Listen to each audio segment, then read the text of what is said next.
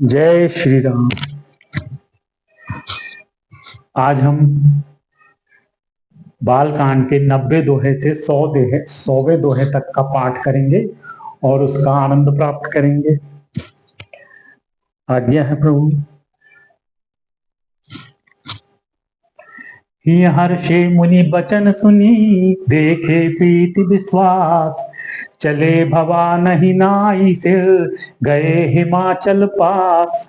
पार्वती जी के वचन सुनकर और उनका प्रेम तथा विश्वास देखकर मुनि हृदय में बड़े प्रसन्न हुए। वे भवानी को सिर नवाकर चल दिए और हिमाचल के पास पहुंचे। सब प्रसंग गिरिपते सुनावा, मदन दहन सुनी अति दुख पावा। बहुरी कहे रति कर बरदाना, सुनी हिमवंत बहुत सुख माना। उन्होंने पर्वतराज हिमाचल को सब हाल सुनाया। कामदेव का भस्म होना सुनकर हिमाचल बहुत दुखी हुए। फिर मुनियों ने रति के वरदान की बात कही। उसे सुनकर हिमवान ने बहुत सुख माना। हृदय विचारी शंभु प्रभुताई, सादर मुनि बर लिए बुलाई। सुदिन सुन खतु सुघरी सोचाई, बेगी वेद विधि लगन धराई। शिव जी के प्रभाव को मन में विचार कर हिमाचल ने श्रेष्ठ मुनियों को आदर पूर्वक बुला लिया और उनसे शुभ दिन, शुभ नक्षत्र और शुभ घड़ी शोधवा कर वेद की विधि के अनुसार शीघ्र ही लग्न निश्चय कराकर लिखवा लिया। पत्ति सप्त ऋषि सोई दीनी, गही पद विनय हिमाचल कीनी। जाई विधि हितिन दीहि सुपाती, बाचत प्रीति न हृदय समाती। फिर हिमाचल ने वह लग्न पत्रिका सप्तर्षियों को दे दी और चरण पकड़कर उनकी विनती की। उन्होंने जाकर वह लग्न पत्रिका ब्रह्मा जी को दी। उसको पढ़ते समय उनके हृदय में प्रेम समाता न था। लगन बाजी अज सब ही सुनाई, हर्षे मुनि सब सुर समुदाई। सुमन वृष्टि नभ बाजन बाजे, मंगल कलश दसहु दिशि साजे। ब्रह्मा जी ने लग्न पढ़कर सबको सुनाया। उसे सुनकर सब मुनि और देवताओं का सारा समाज हर्षित हो गया। आकाश से फूलों की वर्षा होने लगी, बाजे बजने लगे और दसों दिशाओं में मंगल कलश सजा दिए गए। लगे सवारन सकल सुर, वाहन विविध विमान। हो ही सगुन मंगल सुभद, करहि अप्सरा गान। सब देवता अपने भांति भांति के वाहन और विमान सजाने लगे। कल्याणप्रद मंगल शकुन होने लगे और अप्सराएं गाने लगी। शिवहि शंभु गण करहि सिंगारा, जटा मुकुट अहि मोरु सवारा। कुंडल कंकन पहिरे ब्याला, तन विभूति पटके हरि छाला। शिव जी के गण शिव जी का श्रृंगार करने लगे। जटाओं का मुकुट बनाकर उस पर सांपों का मोर सजाया गया। शिव जी ने सांपों के ही कुंडल और कंकन पहने, शरीर पर विभूति रमाई और वस्त्र की जगह बागंबर लपेट लिया। सती ललाट सुंदर सिर गंगा, नयन तीन उपबीत भुजंगा। गरल कंठ उर नर सिर माला, अशिव वेश शिव धाम कृपाला। शिव जी के सुंदर मस्तक पर चंद्रमा, सिर पर गंगा जी, तीन नेत्र, सांपों का जनेऊ, गले में विष और छाती पर नरमुंडों की माला थी। इस प्रकार उनका वेश अशुभ होने पर भी वे कल्याण के धाम और कृपालु हैं। कर त्रिशूल अरु डमरु बिराजा, चले बसह चढ़ी बाजई बाजा।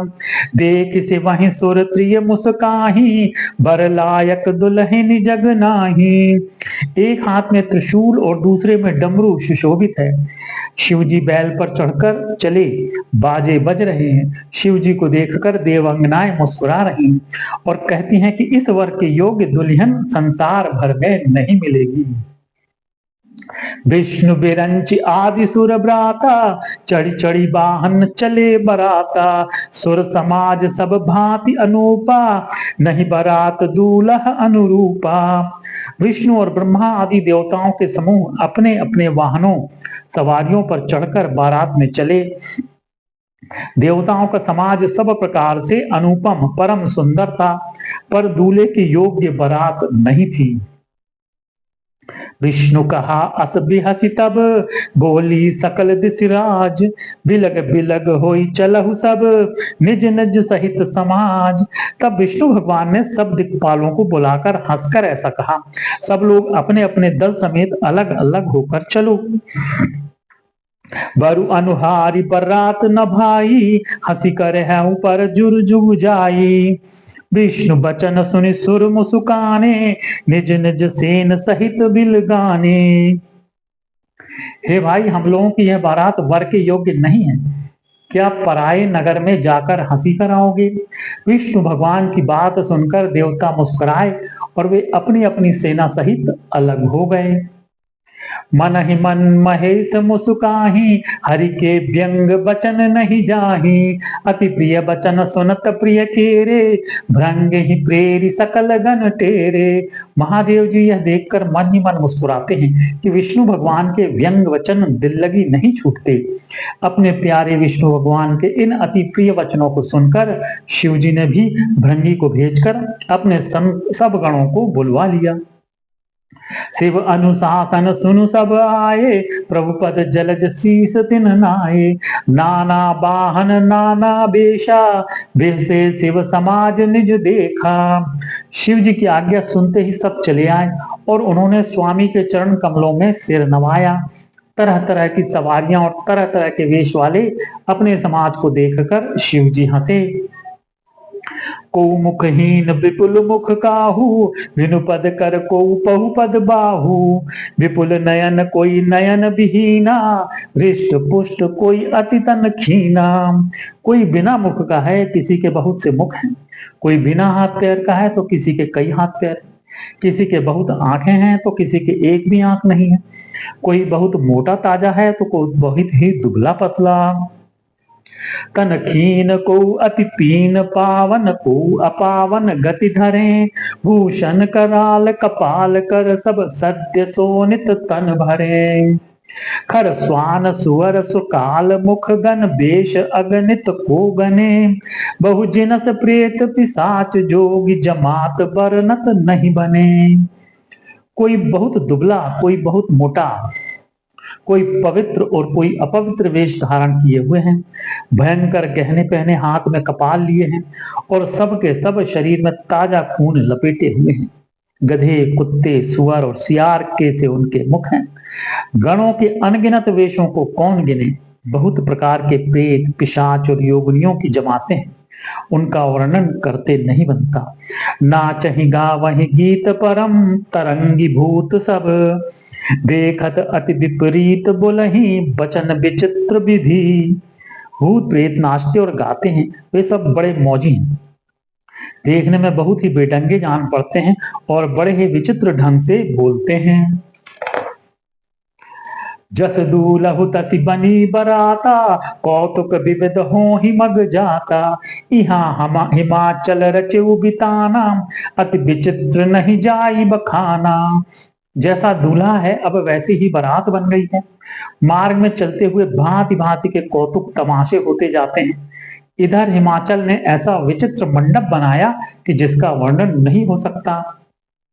सैल सकल जहां लगी जग माही, लघु विशाल नहीं बरनि सिराही। बन सागर सब नदी तलावा, हिमगिरी सब कहूं नेवत पठावा। जगत में जितने छोटे बड़े पर्वत थे जिनका वर्णन करके पार नहीं मिलता, तथा जितने वन, समुद्र, नदियां और तालाब थे, हिमाचल ने सबको नेवता भेजा। काम रूप सुंदर तनधारी, सहित समाज सहित बर नारी। गए सकल तुहि नाचल गेहा, गावहि मंगल सहित सनेहा। कोई सब अपने इच्छानुसार रूप धारण करने वाले सुंदर शरीर धारण कर सुंदरी स्त्रियों और समाजों के साथ हिमाचल के घर गए। सभी स्नेह सहित मंगल गीत गाते हैं।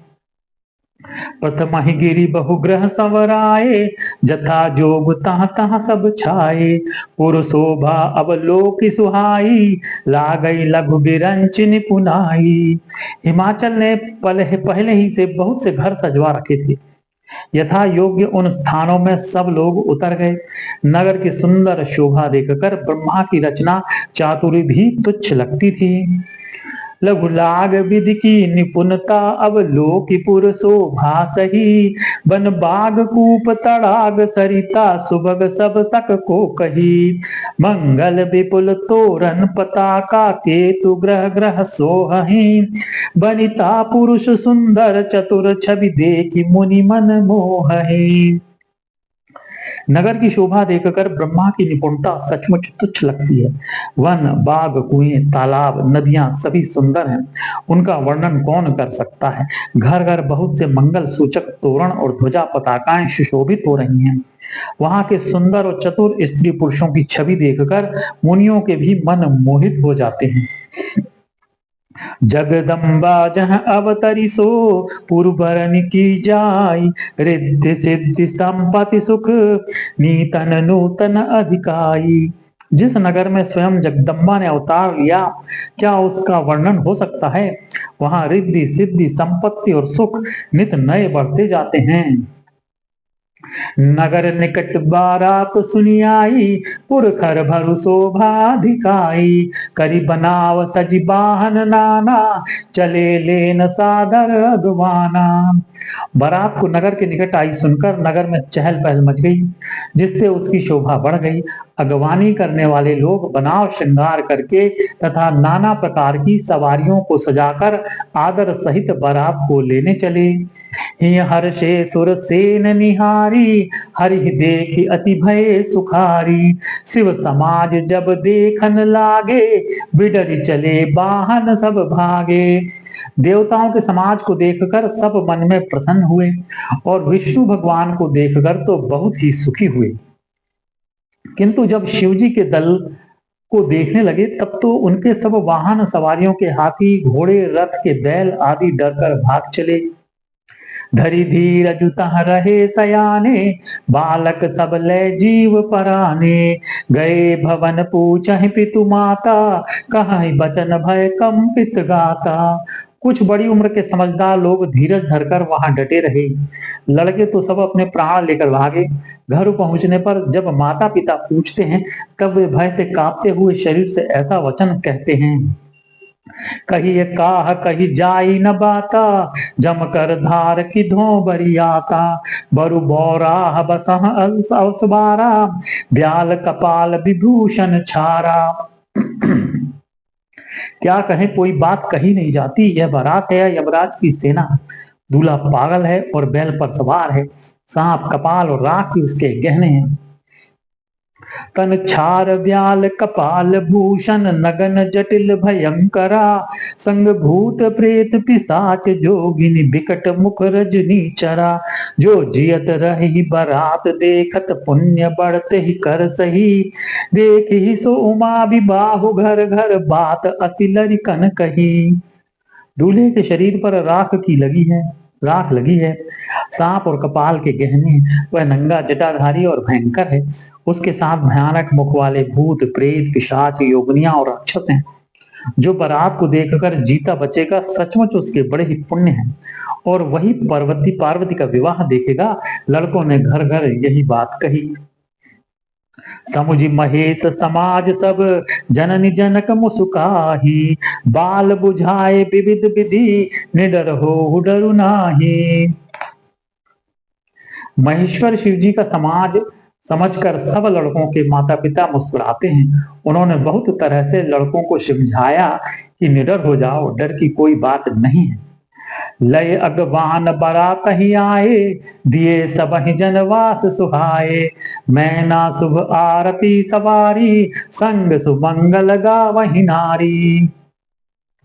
अगवान लोग बारात तो लेवा लाए।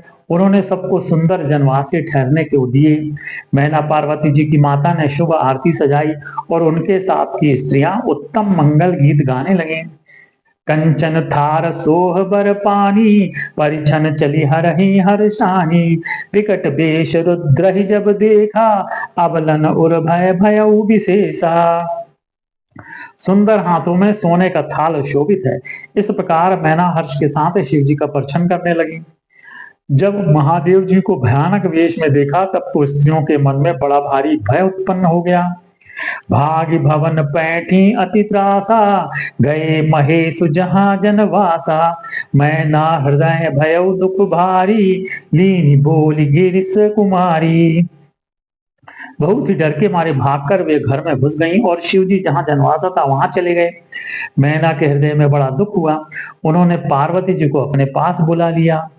अधिक स्नेह गोद बैठारी, श्याम सरोज नयन भरे बारी। जहि विधि तुमहि रूप असुदीन्हा, तहि जड़ बरु बाउर कस कीन्हा। और अत्यंत स्नेह से गोद में बैठाकर अपने नील कमल के समान नेत्रों में आंसू भरकर कहा, जिस विधाता ने तुमको ऐसा सुंदर रूप दिया, उस मूर्ख ने तुम्हारे दूल्हे को बावला कैसे बनाया। कस कीन बरु बोराह विधि जहि तुम्हि सुंदरता दई। जो फलु चाहिए सुर तरु सो बर बस बबूरहि ला गई। तुम सहित गिरिते गिरो पावक जरो जल निधि महु करो। घरु जाऊ अपजसु हो जग जीवत विबाहु न हो करो। जिस विधाता ने तुमको सुंदरता दी, उसने तुम्हारे लिए वर बावला कैसे बनाया। जो फल कल्प वृक्ष में लगना चाहिए, वह जबरदस्ती बबूल में लग रहा है। मैं तुम्हें लेकर पहाड़ से गिर पड़ूंगी, आग में जल जाऊंगी या समुद्र में कूद पड़ूंगी, चाहे घर उजड़ जाए और संसार भर में अपकीर्ति फैल जाए, पर जीते जी मैं इस बावले वर से तुम्हारा विवाह नहीं करूंगी। भई बिकल अबला सकल, दुखित देख गिरी नारी। करि बिलाप रोदत बदती, सुता तनेहु संभारी। हिमाचल की स्त्री मैना को दुखी देखकर सारी स्त्रियां व्याकुल हो गईं। मैना अपनी कन्या के स्नेह को याद करके विलाप करती, रोती और कहती थी, नारद कर मैं काह बिगाड़ा, भवन मोर जिन बसत उजारा। अस उपदेश उमहि जिन दीन्हा, बोरे बरहि लाग तपु कीन्हा। मैंने नारद का क्या बिगाड़ा था, जिन्होंने मेरा बसा हुआ घर उजाड़ दिया और जिन्होंने पार्वती को ऐसा उपदेश दिया कि जिससे उसने बावले वर के लिए तप किया। सोच साचे हूं उनके मोह न माया, उदासीन धनु धामु न जाया। पर घर घालक लाज भी न भीरा, बांझ की जानव प्रसव के पीरा। सचमुच उनके न किसी का मोह है, न माया, न उनके धन है, न घर है और न ही स्त्री ही है। वे सबसे उदासीन है, इसी से वे दूसरों का घर उजाड़ने वाले हैं। उन्हें न किसी की लाज है, न डर है। भला बांझ स्त्री प्रसव की पीड़ा को क्या जाने। जननी विकल बिलो की भवानी, बोली जुत विवेक मधुबानी। अस बिचारी सोचहि मति माता, सो न डरई जो रई विधाता। माता को विकल देखकर पार्वती जी विवेक युक्त कोमल वाणी बोली, हे माता, जो विधाता रच देते हैं वह टलता नहीं, ऐसा विचार कर तुम सोच मत करो।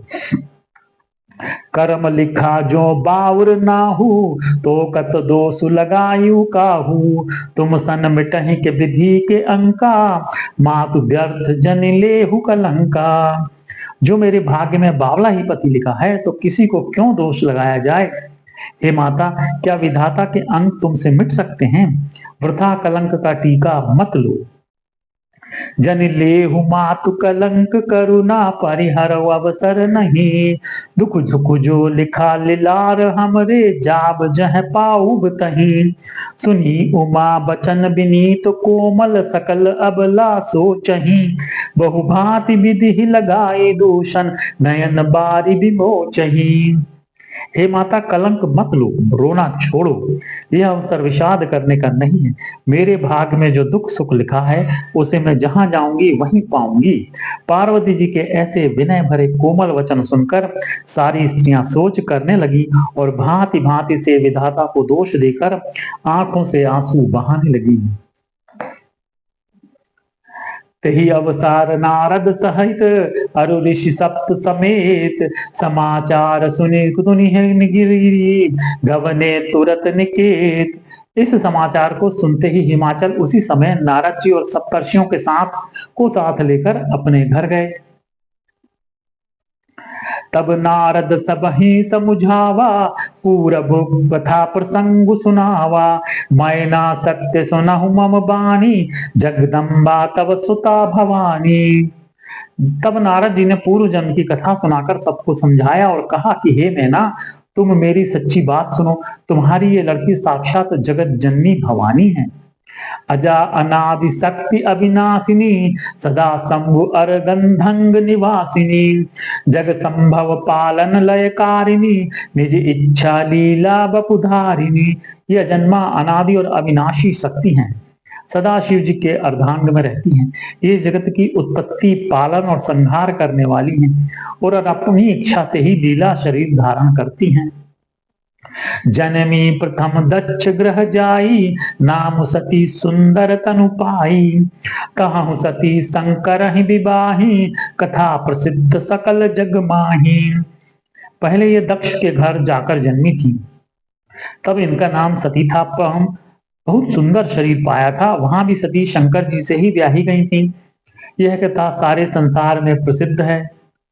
एक बार आवत शिव संगा, देख रघुकुल कमल पतंगा, भय मोह शिव कहा न कीना, भ्रम बस बेशु सीय कर लीना। एक बार इन्होंने शिव जी के साथ आते हुए राह में रघुकुल रूपी कमल के सूर्य श्री रामचंद्र जी को देखा। तब इन्हें मोह हो गया और इन्होंने शिव जी का कहना न मानकर भ्रमवश सीता जी का वेश धारण कर लिया। सिय बेशु सती जो कीन तेहि अपराध, शंकर परिहरी, हर बिरह जाई बहोरी, पितु के जग जोगा नल जरी। अब जन्मी तुमरे भवन, निज पति लागी दारुण तपु किया, अस जानी संशय तजहु गिरिजा, सर्वदा शंकर प्रिया।